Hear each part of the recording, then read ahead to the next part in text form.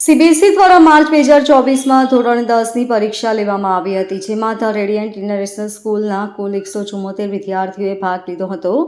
CBSE દ્વારા તારીખ 13/5/2024ના રોજ જાહેર કરાયેલ પરિણામમાં કુલ 34 વિદ્યાર્થીઓએ 90%થી વધુ ગુણ મેળવીને શાળાનું ગૌરવ વધાર્યું છે અને 72થી વધુ વિદ્યાર્થીઓએ 80%થી વધુ ગુણ મેળવ્યા છે. શાળાનું પરિણામ 100% આવ્યું છે.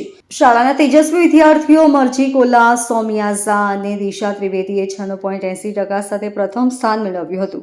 બોર્ડમાં ઉત્કૃષ્ટ પરિણામ પ્રાપ્ત કરવામાં શાળાના મહેનતુ શિક્ષકોએ ખૂબ જ ફાળો આપ્યો હતો. શાળાના સ્થાપક શ્રી રામજીભાઈ માંગુકિયા, શાળાના પ્રમુખ શ્રી જિગ્નેશભાઈ માંગુકિયા, મેનેજિંગ ડિરેક્ટર શ્રી કિશનભાઈ માંગુકિયાએ બાળકોને મીઠાઈ અને ફૂલ આપીને શુભેચ્છા પાઠવી હતી અને ભવિષ્યમાં વધુ સારી પ્રગતિ કરે તેવી શુભકામનાઓ પાઠવી હતી. શાળાના ટ્રસ્ટી શ્રી ઈશ્વરભાઈ માંગુકિયા અને શ્રી ગિરધરભાઈ અશોધરિયાએ વિદ્યાર્થીઓને હાર્દિક શુભેચ્છાઓ પાઠવી હતી. તેમજ શાળાના કેમ્પસ ડાયરેક્ટર શ્રી આશીષભાઈ વાઘાણી અને સીબીએસઈ આચાર્ય શ્રી તુષાર પરમારે વિદ્યાર્થીઓ અને વાલીઓ દ્વારા આપવામાં આવેલ સહકારની प्रशंसा કરી હતી. તેમજ બાળકો અને વાલીઓને અભિનંદન પાઠવ્યા હતા. नमस्कार, मेरा नाम तुषार परमार है. मैं दी रेडियंट इंटरनेशनल स्कूल जहांगीराबाद का प्रिंसिपल हूँ. कल सीबीएसई ने 12th और 10th के रिजल्ट डिक्लेयर किए हैं और 10th के रिजल्ट के बारे में मैं बताना चाहता हूँ. हमारे स्कूल में 174 बच्चों ने एग्ज़ाम लिखी थी और सारे बच्चे अच्छे मार्क्स से उत्तीर्ण हुए हैं. हमारा जो फर्स्ट रैंकर हैं वो इस बार 3 बच्चे हैं, मर्जी, सौम्या और दिशा, और तीनों बच्चों ने 96.8% हासिल किए हैं. हमारे 33 बच्चे हैं जिन्होंने 90% अबव स्कोर किया है और 72 बच्चे हैं जो 80 अबव है. तो ये जो स्कोर आया है, मैं उसके लिए हमारे स्टूडेंट्स को, हमारे पेरेंट्स को, मैनेजमेंट को और ख़ास करके सारे बच्चों को बधाई देता हूं. हर एक क्लास में कुछ बच्चे होते हैं जो बहुत होशियार होते हैं, कुछ होते हैं जो एवरेज और स्लो लर्नर होते हैं. तो टीचर हमारे पहले से ही ट्रेंड हैं इन बच्चों को गाइड करने के लिए. जो बच्चे होशियार हैं उनके लिए अलग से वर्कशीट, डेली वर्कशीट दी जाती हैं, जो बच्चे उसको सॉल्व करते हैं.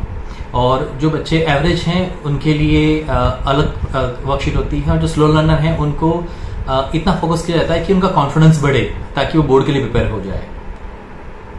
हमारे टीचर की जो टीम है वो बहुत स्ट्रांग है और हर साल हम नया रिकॉर्ड बनाते जाएंगे, ऐसी मेरी आशा है. और सिर्फ A1 में मेरे 33 बच्चे हैं. मैं चाहता हूँ कि मेरे सारे बच्चे A1 कैटेगरी में आए. जितने बच्चे बोर्ड एग्जाम लिख रहे हैं वो सारे A1 कैटेगरी में आए और अपने जीवन के जो लक्ष्य उसको हासिल करें. सर, हमारे यहाँ सबसे पहला जो नियम है टीचर का, वो पढ़ाने से पहले एक बॉन्डिंग बनाते हैं. हर टीचर अपने बच्चों के साथ पहले एक अच्छा रिलेशन बनाते हैं. तो जो टीचर स्टूडेंट्स रिलेशन एक बार अच्छे से बन गया तो फिर पढ़ना पढ़ाना बहुत आसान हो जाता है. बच्चा कोई भी तकलीफ हो जो उसे समझ में नहीं आ रहा हो, क्या भाई बच्चा डाउन हो जाता है, प्रेशर में आ जाता है, तो बच्चा वो सब शेयर करता है. हमारे यहाँ स्कूल में काउंसलर भी हैं जो इस सब चीज़ को ध्यान रखते हैं और हर एक बच्चे को पर्सनली अटेंशन मिलता है और यही हमारे सक्सेस का रीज़न है. सबसे पहले मैं ये कहना चाहूँगा कि बोर्ड का प्रेशर लेने की ज़रूरत नहीं है. सबसे पहले आपको एक टाइम टेबल बनाकर उसको फॉलो करना है, रोज़ का रोज़ काम करना है और आपके टीचर जो आपको कहे उसे मानना है और समझना है, करना है. जब टीचर की आप वैल्यू नहीं करोगे तो उसका नतीजा आपको रिजल्ट में मिलेगा, क्योंकि वो आप परफॉर्म नहीं कर पाएंगे. वो आप जैसे पेरेंट्स आपके घर पे हैं वैसे टीचर भी आपके स्कूल में आपके पेरेंट्स ही हैं. तो उनका रिस्पेक्ट करिए, उनको समझिए, तो सक्सेस आपको हमेशा श्योर मिलेगा. જો એક તો અમે ટ્રસ્ટી લોકો નાનામાં નાની દરેક બાબતમાં સ્કૂલમાં ઇન્વોલ્વ થઈએ છીએ અને અમે ટીમ વર્કથી કામ કરીએ છીએ. અમારી પાસે જે સ્ટાફ છે, પ્રિન્સિપાલ, પછી શિક્ષકો, ઇન્ચાર્જ કે કેમ્પસ ડાયરેક્ટર, બધા એક મળીને કામ કરે છે અને ક્લાસમાં દરેક વિદ્યાર્થી ઉપર ઇન્ડિવિડ્યુઅલ અમે ધ્યાન રાખતા હોઈએ છીએ કે દરેક વિદ્યાર્થી કેવી રીતે પ્રગતિ કરી શકે.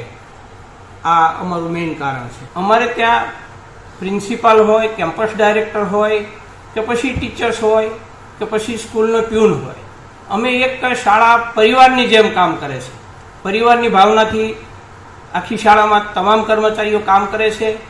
એના સૌના સહયોગથી જ અમારું આ પરિણામ આવી શક્યું છે. બિલકુલ રાઈટ. કારણ કે અમારી શાળામાં છેલ્લા 12 વર્ષ કે 14 વર્ષ જૂના ઘણા બધા શિક્ષકો છે અને શિક્ષકો એક પરિવારની જેમ સાથે મળીને કામ કરે છે. એટલે કોઈ શિક્ષકને શાળા છોડવી ન ગમે એ ટાઈપનો અમે માહોલ અને વાતાવરણ સ્કૂલની અંદર ઊભું કરેલું છે. આવનાર સમયમાં અમે સ્કિલ બેઝ ઉપર જવા માગીએ છીએ. હું સ્પષ્ટપણે માનું છું કે માત્ર પુસ્તકલક્ષી શિક્ષણથી બાળકનું જીવન વિકાસ થતો નથી. એટલે એના માટે અમે બાળકની કેળવણી કેમ થાય અને જીવનલક્ષી શિક્ષણની દિશા તરફ લઈ જવા માગીએ છીએ કે અમારો વિદ્યાર્થી 10મામાં કે 12મામાં માર્ક્સ લાવ્યા પછી એ ક્યાં એડમિશન લે છે, કેવા પ્રકારની એને નોકરી મળે છે, એની પણ અમે પૂરેપૂરું ધ્યાન રાખીએ છીએ. એટલે અમારું ધ્યેય એવું છે કે અમારા બાળકો આવતીકાલે જીપીએસસી યુપીએસસીની એક્ઝામ આપે, કોઈ કલેક્ટર બને, કોઈ કમિશનર બને અને કોઈ દેશનો સારો એવો પોલિટિશિયન બને. આ દિશામાં અમે કામ કરવા માંગીએ. Bureau report LK star news, Surat.